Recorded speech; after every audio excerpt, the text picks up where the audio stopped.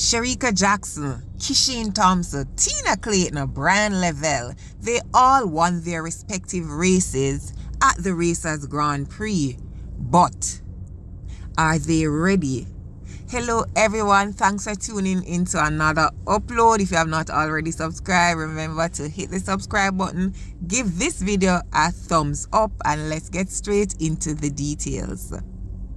Now, everyone was excited for the matchup between the Clayton twins over the 100 meters. And for some persons, they were of the view that this one would be for Tia Clayton. Because the truth is, Tia has been looking impressive since the start of the season. However, you know how it is with track.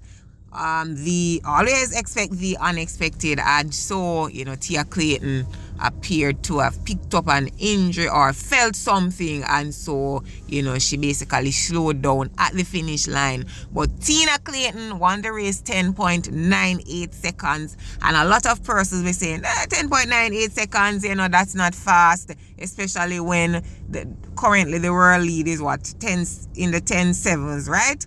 So a lot of persons were saying, it was a slow race. But what was important is seeing Tina Clayton breaking the sub 11 seconds barrier. And I've been saying this, that since she has gone pro, she has not gone sub 11. So this is important. This is a big deal.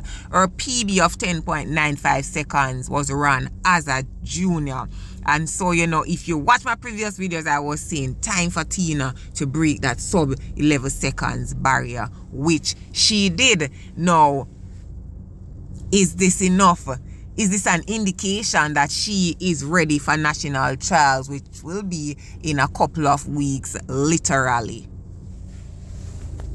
In her post-race interview, she sounds confident. She's healthy. She's hinting training is going well. She's constantly stating she's motivated and she's being driven by her sister, who went to trials last year, picked up an individual spot, made it to the Olympics finals, and therefore, we get the impression that Tina has her eyes on one of those 3 spots at national trials. And so we'll just have to wait for the next 2 weeks, to see if she's ready, to see if she's definitely going to create some upset and take one of those spots.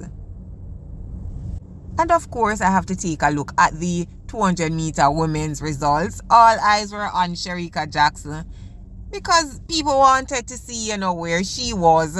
We know she was injured last season. From the start of the season, people were saying she looked a little shaky. So all eyes were on Shericka Jackson, so they can make a decision, is she ready? Will she be ready by September? Guys, by September. As I constantly saying, the season is long, and I liked what I saw with Shericka Jackson. Bear in mind, there is no need for her to contest the 200 meter at trials, because as the defending champion, she gets an automatic spot. She gets a bye for World Championships, right? So there's no need for her to contest the 200 meters at national trials. So I guess we will be seeing her in the 100 meters. And of course, if she decide, let me run the 200 meters so this can help with practice, then I guess she would do that. So she won the race in a time of 22.53 seconds. And you would know that that is nowhere near what she's capable of doing. But of course, the season is young, so we don't really want to see her anywhere near what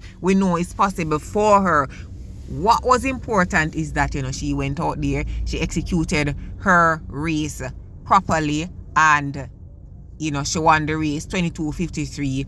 And we are of the view that this time will gradually improve and she will peak at the right time.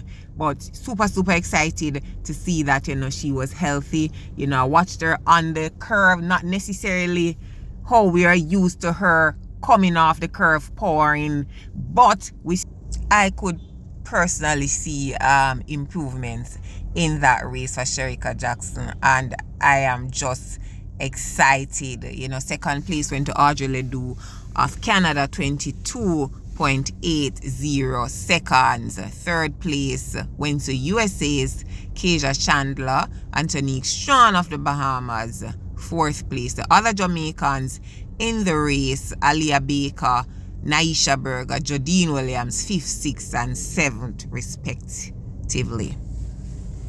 Now, for the men's 100 meter, Kishane Thompson, through his social media, had been hinting that, we were going to be treated. So, of course, all eyes were on Kishane Thompson. The youngster from South Africa, also, people have been talking about him. So, it was a nice little lineup that everybody wanted to see what would take place. Could the youngster make top 3? What would Oblique do?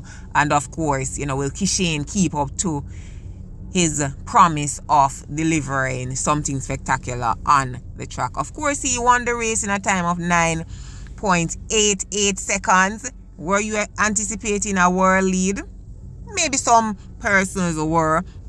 But what this race did was, to me, I could see that, Kishane Thompson is actually on track to do great things this season, once he remains injury-free. And, that was also when he did his post-race interview, he was happy that he was able to complete his race healthy. He was able to, execute a good race and, ran a time of 9.88 seconds with a 0 win reading. So that was good in my opinion.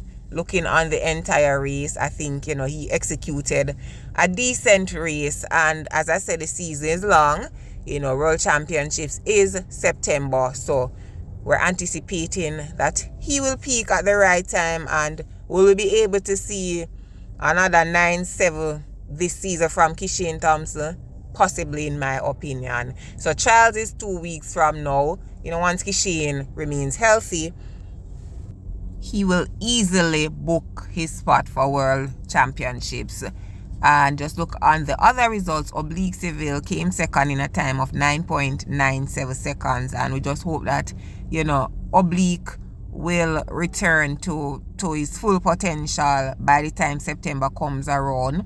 And in 2 weeks' time, he should also be able to pick up a spot for World Championship.